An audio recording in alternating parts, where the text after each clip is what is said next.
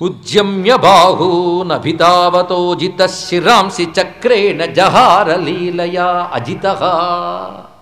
అజితుడైన కృష్ణుడు అన్నాడు. ఆయన పేరే అజితుడు. వరాహస్వామి అవతారాలను కూడా చెప్పుకున్నాం మనం. ఆయనకు ఓటమి లేదు. కృష్ణుడు వెళ్ళాడంటే ఓటమి లేదు. కృష్ణుడికి ఓటమి లేదు. కృష్ణుడు నమ్మిన వారికి ఓటమి రాదు. ఈ మాట ఎప్పుడు తెలుసుకోండి. ఇక్కడ ఎవరయ్యా? మా పాండవులని దర్శనం. విజయుడికి విజయుడిని పేరు సార్థకమైంది కృష్ణుని ముందుంచుకున్నప్పుడే. అది మర్చిపోలేదు మనం. అందుకే అజిత శిరాంసి చక్రేణ జహారలీలయ. తర్వాత సుదర్శన చక్రాన్ని ప్రయోగించాడు. మురాసుడు తల తెగిబడింది. వెంటనే మురాసుడికి పుత్రులు 7 ఉన్నారు. ఈ పేర్లన్నీ జాగ్రత్తగా చూడండి. ఇవన్నీ కూడా అంతరిక్ష సంబంధమైన జ్యోతిర్మండల విశేషాలు చెప్తుంటాయి. అలా అంతరిక్షంలో ఉద్బుద్ధమయ్యే ఒక శబ్దస్వరూపం ఏది ఉందో వాడి పేరు మురా. దీని నుంచి మురాజా నాదం కూడా మనకి వస్తున్నది, గమనించండి. వాళ్ళ పేర్లు తామ్రుడు, అంతరిక్షుడు, శ్రవణుడు, విభావసువు, వసువు, నభస్వంతుడు, అరుణుడు. 7 పేర్లు. అంటే వీడు ప్రత్యేకంగా తయారు చేసిన కృత్రిమమైనటువంటి అంతరిక్ష వ్యవస్థ. ఇదంతా తెలుసుకోవాల్సింది ఇక్కడ. ఎందుకంటే భౌమాసురుడు అనే పేరు ద్వారా మనం ఆలోచిస్తే ఈ సంకేతాలు గ్రహించవచ్చు. వాళ్ళందరూ విజృంభించి వచ్చారు. వీళ్ళందరికీ నాయకుడు ఎవరయ్యా అంటే పీఠుడు అనే సేనాపతి ముందున్నాడు. కానీ కృష్ణ పరమాత్మ అవలీలగా వారందరినీ కూడాను సంహరించి యమపురికి పంపించాడు. ఆ తర్వాత తమ సైన్య బలంతో విజృంభించాడు నరకాసురుడు.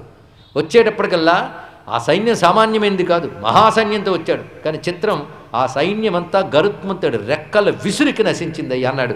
గరుత్మత హన్యమానాస్తుండ పక్ష నఖైర్గజా. గరుత్మంతుడి యొక్క గోళ్ళు, ఆయన యొక్క ముక్కు, ఆయన రెక్కలు, వీటితో ఆ అసురులందరూ కూడా సంహరింపబడ్డారు. ప్రాణాలు దక్కించుకోవడం కోసం కొంతమంది లోపలికి పారిపోయారు. అప్పుడు ఇంక విజృంభించి నరకాసురుడు ఒక్కడు యుద్ధం చేయడం మొదలుపెట్టాడు. కృష్ణ పరమాత్మ అవలీలగా తన సుదర్శన చక్రంతో నరకాసురుని సంహరించాడు. అంతే. ఇక్కడ ఇది చెప్పగానే ఏంటండి, మరి సత్యభామ చంపింది కదా అనుకుంటారని నాకు తెలిసి. నన్ను ఏం చేయమంటే అలా అలవాటు చేసేసారు మనకి. ఇంతే ఉందండి మూలంలో. కానీ ఈయన యుద్ధం చేస్తున్నప్పుడు అంత వర్ణన. వెంటనే నేను కొంతసేపు అయిపోయింది కదా, నువ్వు కొంతసేపు యుద్ధం చేయని సత్యభామకి ఇచ్చట. వెంటనే సత్యభామ విజృంభించి యుద్ధం చేసిందిట. మన తెలుగు భాగవతంలో మాత్రం సత్యభామ యుద్ధం చేసింది. కానీ వ్యాస భాగవతంలో లేదు, సత్యభామ యుద్ధం లేదు. విష్ణు పురాణంలో లేదు. కొండకతో హరివంశంలో వర్ణించారు అని ఉన్నా సత్యభామ యుద్ధం చేసిందని వర్ణించారు. కానీ కృష్ణుడు సత్యభామ సంహరించిందని చెప్పలేదు అక్కడ కూడా. ఏ పురాణంలో కూడా సత్యభామ నరకాసురుని సంహరించినట్టు లేదు. కానీ మన దీపావళి వస్తే ఇప్పటికీ అదే కథ పట్టుకు వెలగబెడుతూ ఉంటాం. మనం ఏం చేస్తూ ఉంటాం. కానీ సత్యభామ పాపం ఉంది పక్కన. అంతేగాని ఆవిడ యుద్ధము చెయ్యలేదు, నరకాసురుని సంహరించను లేదు. కృష్ణ పరమాత్మయే యుద్ధం చేశాడు, కృష్ణ పరమాత్మ సంహరించాడు. ఇవి సాక్షిభూతంగా ఉంది. ఎందుకంటే ఇటు నుంచోటి ఆయనకు చోటుకి వెళ్ళబడుతున్నాడు. అలా మన పని చూసుకుని అలా విజిటింగ్కి వెళదాం కనుక నువ్వు రా అని తీసుకెళ్ళాడు ఆవిడ. అంతే. ఎందుకంటే ఇట్టించాడు ఇంద్రనగరానికి వెళ్తారటండి. ఆవిడకి చూడాలనుంది ఇంద్రనగరం, స్వర్గం, అక్కడున్న ఉద్యానవనాలు ఆవిడ చూడాలనుకుందిట. అయితే తోవలో నరకాసుడి పని పూర్తి చేసేసి అలా వెళదాం పద. ఎందుకంటే మళ్ళీ నేను వెనక్కి వచ్చి వెహికల్ తీసుకునేందుకు అలాగే వెళదాం. పై గరుత్మంతుడి వెహికల్ కనుక చక్కగా వెళ్ళొచ్చు. అది ఏ లోకానికైనా ప్రవేశించగలదు. ఇలాంటి ప్రణాళికతో వచ్చింది ఆవిడ.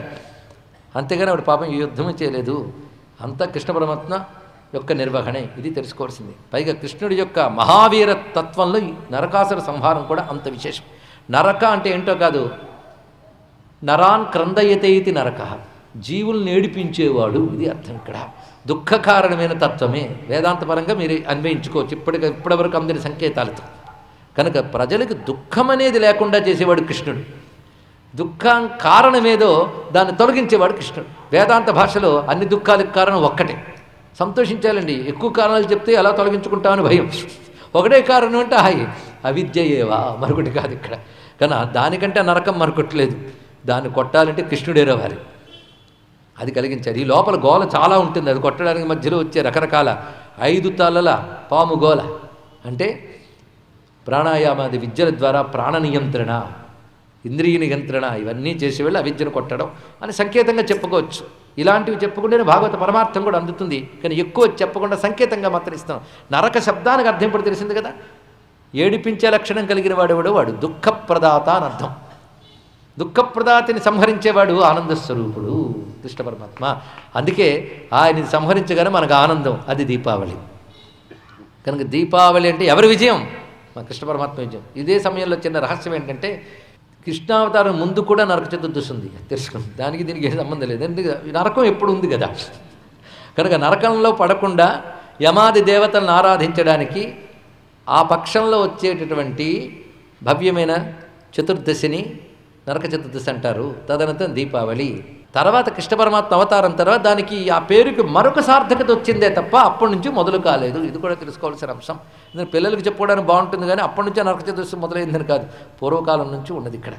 నరక అనే మాటకి జీవుల్ని ఏడిపించినది అని అర్థం చేసుకుంటే దుఃఖ నిర్మూలకుడైన పరమాత్మ నమస్కారం